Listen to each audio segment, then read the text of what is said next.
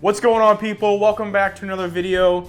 In today's video, I am cheersing to you guys because I'm under contract for my first rental property.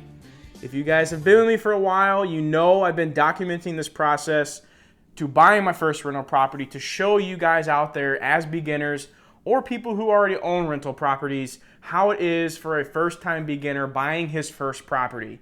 I've been taking you through the steps. We've been through ups, we've been through downs. I've been through missing out on offers. I've been through being outbid on offers. I've had inspections. I've had to pull out of properties. And I think I nailed it on this one, guys. I think I got a good deal on this one. So let me tell you a little bit about the deal real quick. I'll run through the numbers after I talk about the contract and what happened and how I got the property under contract. So first thing is the property came on the market, and as you guys know, if you've been watching me, that markets in Kansas City right now is insane, especially for investment properties. So this house came on the market. It was on the market for about an hour, maybe a little longer than that.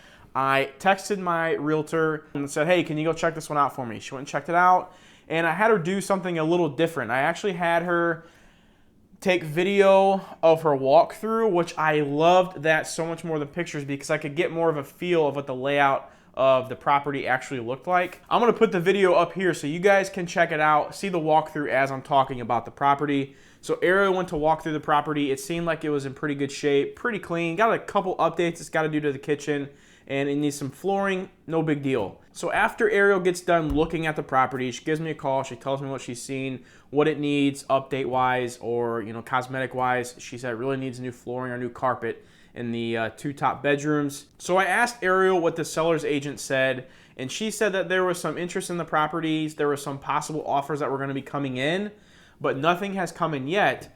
So what I did is I sent in an offer at I think it was $3,000 under asking. I really don't know why I did that looking back at it, with knowing there was already interest and knowing the Kansas City market and how fast properties are moving.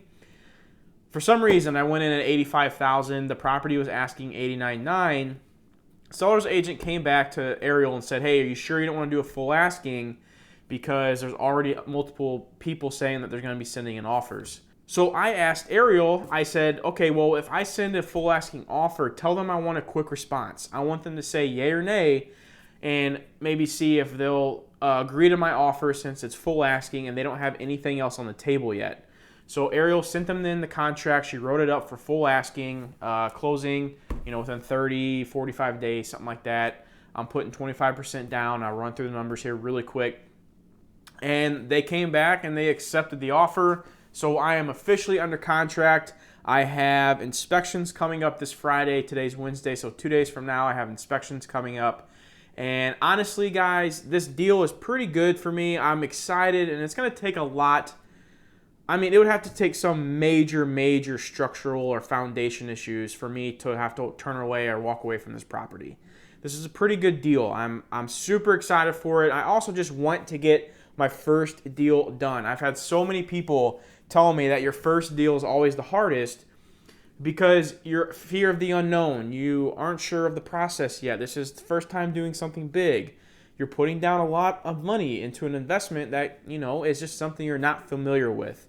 So I just want to get this first deal done. I want to get it under my belt, and I want to get this process going. I want to be a real estate investor. I want to start investing in more properties and also just learning the whole process of how it works. Okay, now let's go through everyone's fun part. Let's go through the numbers and let's talk about what I'm getting in cash flow, what I'm getting in a cash-on-cash return, what my cap rate looks like for this property. And these are pretty exact numbers. I've already gone through lending process. I know what my mortgage interest rate's going to be. I know what taxes are. I know what my insurance will be annually.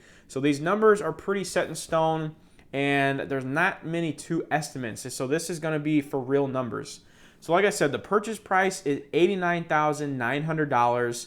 I'm putting a down payment of 25%, which is the $22,475. I have an estimated closing cost of $4,500. Now, the closing costs I have estimated, that is one of the estimated numbers on here. I don't have the full breakdown of what title company or title fees will be and stuff like that. And based on, everything, including appraisals, inspections, processing fees for the lender, title company fees, all that will be lumped into this $4,500. I've had some questions on that in previous videos. The estimated rehab cost, I have $0 in here, so that will affect my return and my cap rate a little bit, but it's really not going to be probably more than a couple $1,000s. I just need some new flooring, and then Lindsay and I are going to really do most of the work ourselves to the kitchen. That really will probably cost a couple $100 to maybe $300 to fix up what we need to do. It's a pretty small house. So all in together, that's a total cash down of $27,000, give or take. And I'm going to be doing a 30-year conventional mortgage, or 30-year conventional loan, rather. And I got an interest rate of 4.625. And so when I decide if I'm going to make an offer, I like to call my property manager just to get a second eye or a second look at the property and let her guesstimate what rent is. I compare it what I say to, and then that's how I determine what I'm going to ask for rent whenever I do go to rent out the property. So for this property, we came up with $995 to ask in rent.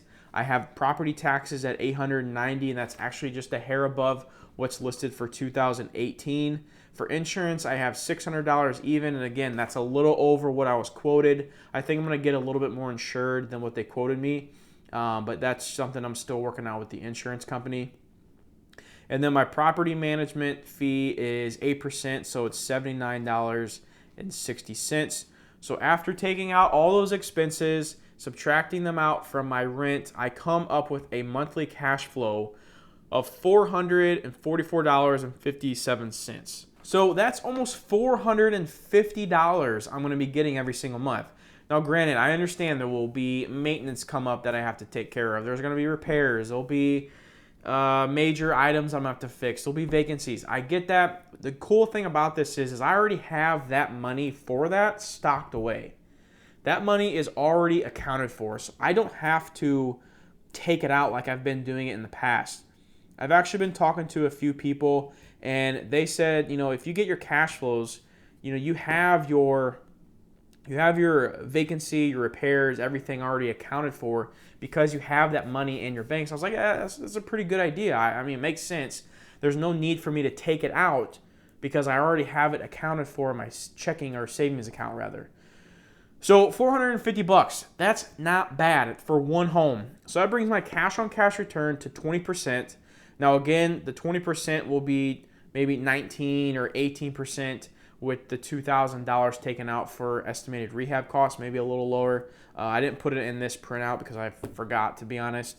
And then I have a cap rate of 6%, and again, that'll be a little lower with having to put in the extra $2,000 for repairs. But that's it, guys. $450 a month in cash flow. That's a pretty dang good deal. I mean, for putting down, roughly $27,000, I'm very happy with that, especially for my first rental. I'm ready to just get this process going. I'm ready for inspections to be done. I'm ready to get my appraisal done, and I'm ready to close. Closing date is on September 20th, I believe, is what it's scheduled for. So I'm super excited. Like I said, I hope everything goes smooth. I cannot wait to get this property purchased. And then to add on to that, funny thing is, another property came on the market recently, and Lindsay and I may make an offer on that one as well. We may be owning two properties and maybe closing within the same month, owning two rental properties. But that's kind of way out. It's not for sure yet. That's something that's in the works. I'm talking to Lindsay about it right now. I don't know if it's going to happen or not, but it's definitely something we're thinking about.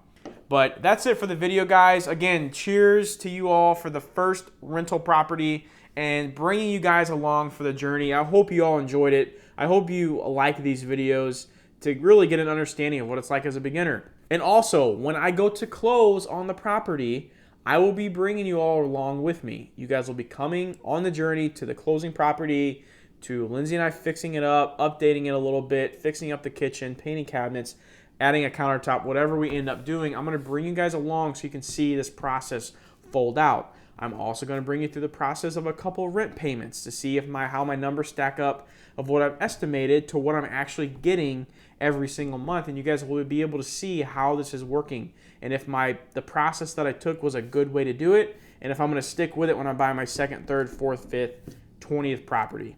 So again, guys, thank you so much, first of all, for the support.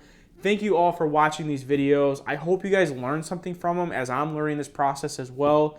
I just cannot thank you guys enough for all the support I get from you guys. I love every single one of you out there. But I'm going to end it on that note, guys. Again, cheers.